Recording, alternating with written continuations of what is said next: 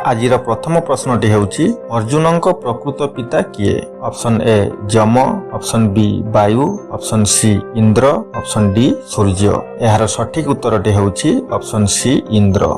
भगवान शिव को केउ वेदरे रुद्र बोली उल्लेख करा जायछि। Option A Rigveda, option B Yajurveda, option C Samaveda, option D Atharvaveda. यार सठिक उत्तरटी हेउछि option A Rigveda.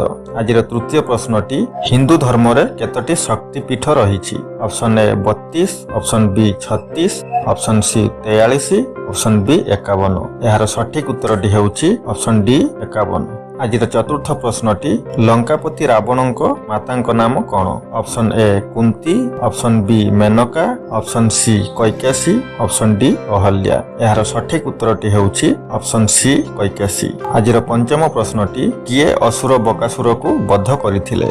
Option A Arjun, option B Bhim, option C Shriram, option D Shrikrishna. यार सठिक उत्तरटी हेउछि ऑप्शन बी भीम।